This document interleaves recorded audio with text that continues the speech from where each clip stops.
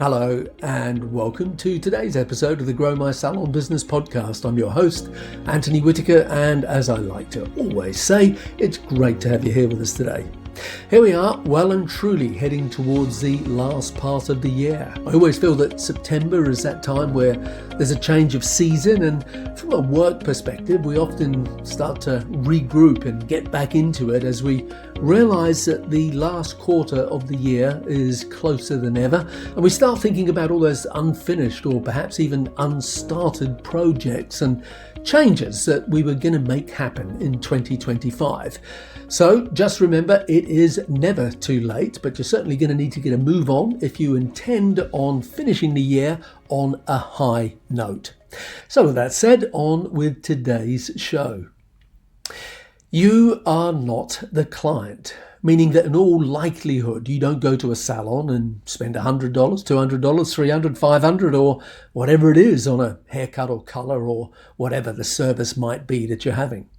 As a side note though, I would suggest that you should be a client in someone else's salon, or preferably be a client in someone else's salon many times, at least 2 or 3 times a year.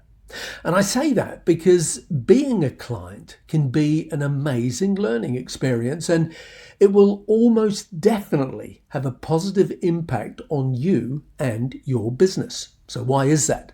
It's because you'll experience what it feels like to be a client. You'll feel the range of emotions and all the highs and lows that a new client experiences. Whether it's that moment of relaxation that happens when they arrive on time or early and they're warmly greeted by the reception team or the front desk team or concierge, whatever you call them, and perhaps offered a refreshment. Or perhaps you'll experience that anxiety of walking into a new space for the first time and not knowing where to go or what to do or who to talk to.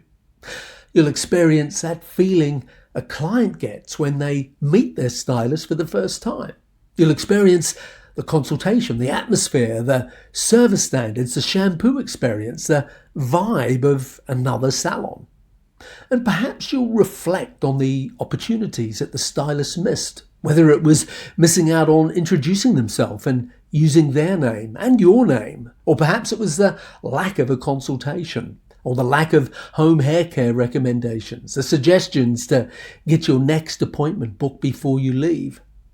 Or perhaps they really cared for you and you felt listened to because they asked the right questions at the right time. Or maybe it was the unexpected little service touches, the refreshments, the music, the candle in the washroom, the scented towel at the shampoo basin, and the feeling of being in the hands of someone who you knew. You could just feel that they knew what they were doing. And at the end, you'll experience paying for what you received and the feeling of either joy, maybe elation, or perhaps it's the opposite, disappointment. And maybe you'll reflect on that moment in time where you realise that as a client, you'd either definitely come back or would never return. And hopefully you'll reflect on why that was. Where did it all go so wrong? So on that note, let me get back to where I were, which was ramming home the point that you are not the client. Because as business owners, although we think that we know what the client wants, whether that's about price or the range of services or the opening times or the salon experience or the retail lines that you have or whatever it is, and although you probably do have a pretty good idea of what it is that they want, I'll still say that it's important to remember that you are not the client. And that's an important thing to acknowledge because we make decisions about our clients and what they want, and that's usually based on what we would want. And although, as I said, you'd probably be on track more often than not, sometimes you will get a surprise. So how should you make those decisions about what the client wants or needs? Well, the answer is market research. No great surprises there, I suppose. And one of the easiest ways to do market research in the hairdressing industry is what I mentioned before, and that is to be a client in someone else's salon. But aside from that, The best market research is simply to ask people what they want. And one of the many good things about being a hairstylist is that every day you get to have the end user of your product or service sat right in your chair.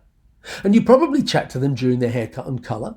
And in my experience, it's usually the most natural and organic conversation.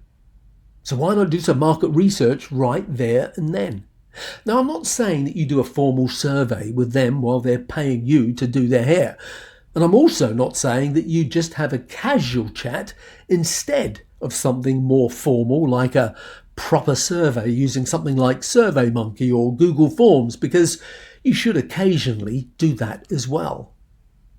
But as well as that, ask the clients in your chair about the salon, what they like, what they don't like, what they'd like to see change, whether it's the refreshments you offer, or perhaps it's the opening hours or the retail lines or the music that you play. Whatever it is, use the opportunity to open up a conversation about the salon, the services you offer, and the client experience.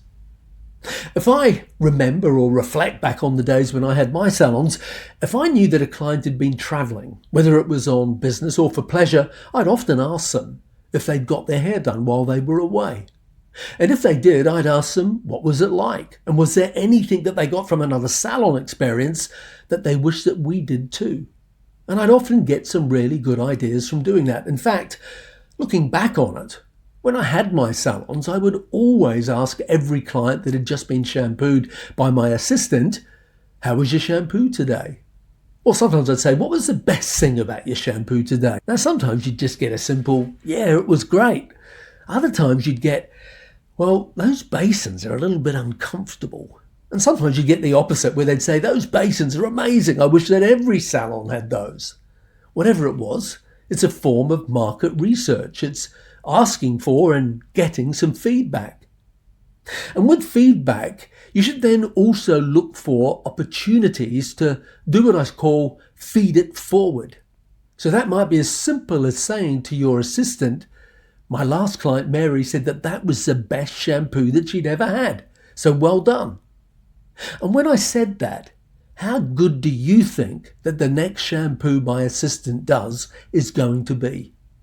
Equally, you might sometimes be saying, "Hey, listen, my last client, Mary, said the shampoo she had was really uncomfortable. So when you sit them down at the basin, make sure that the basin and the chair is positioned correctly and ask them if they're comfortable. And if they're not comfortable, don't hesitate to move the chair or the basin around until they are." It's just a form of market research and feedback and making sure that every client has a great experience. And for you as a business owner, you should always be looking for ways to keep the business evolving and to make it better. And often it is just little things. A few weeks back, you may remember that I did some formal market research where we invited you to participate in a survey that we emailed out, and essentially it was about identifying where you needed the most help in your business. Now, we had a huge response to that survey, so thank you very much if you're one of those people who responded. And predictably, there was a range of answers to our questions, and those answers covered everything from wanting courses and education on recruitment and team morale and social media, to increasing productivity and salon marketing, as well as leadership and management training, and becoming better with the financial side of the salon business. But there were two topics that came out as the areas where salon owners everywhere wanted the most help. And at number one, it was becoming better with marketing. And number two, it was how do you make your stylist more productive? And I suppose those two things are, sort of conjoined in some shape or form. And that was followed up with wanting to become better managers and how to increase the profitability of your business. So there were no big surprises, but more of a confirmation of what I think we already knew.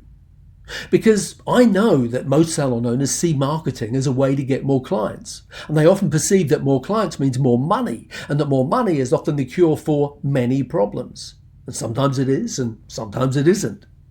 But all of those things, whether it's getting your team more productive, or becoming better managers and leaders, or getting better at marketing and the financial side of running a business, are all intertwined. They're like part of a larger ecosystem. Now, what I mean by that is that when you work on one of those areas, it typically has an impact on other areas too. Now remember, earlier I said that when a client gives you feedback, you have to do something with it or it's wasted opportunity. And I gave the example of passing on to my assistant that Mary said it was the best shampoo that she'd ever had. And the second example I had was about how Mary said that the shampoo basin was uncomfortable. And so next time you need to make sure that the chair and the basin are in the right place, etc. Well, that market research and feedback that was both to me and to my assistant was all in the name of constant ongoing improvement for the client experience in the salon. And the market research that we did with our podcast audience and course participants is all about how we can better serve your needs in terms of providing the most relevant business education. So we took your responses to our survey as confirmation that we needed to keep doing what we are already doing, which is focusing on the upcoming launch of our marketing course, which we have been working on now for over the last 12 months. And it will finally be ready to launch in October. So if you want to get yourself on the waitlist so that you get early notification to find out what's in the new marketing course, what it's all about, and who my guest co-presenters will be, and when it goes live, just go to growmysalonbusiness.com/course/marketing and put your name on the waitlist to get priority notification. So once again, that's growmysalonbusiness.com/course/marketing. And I'll also put that link in the show notes for today's podcast. So with that said, we do need to start winding up this short episode. But before we do, a reminder that we have multiple free resources on our website, from our weekly podcast to the 2-minute Salon Manager videos, as well as our paid for resources, whether it's our books, our one-to-one coaching, or our other online courses. And relative to today's podcast, there are a couple of resources that I want to point out to you. The first is my Grow books, the Grow series.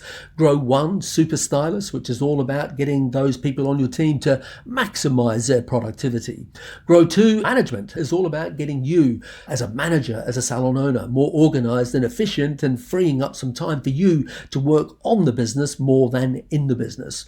And Grow 3 is all about your team, so how to build a team culture. And finally, Grow 4, Marketing.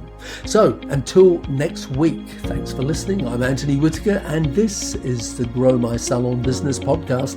And I'll look forward to seeing you next week when I've got another great guest on. Until then, bye for now.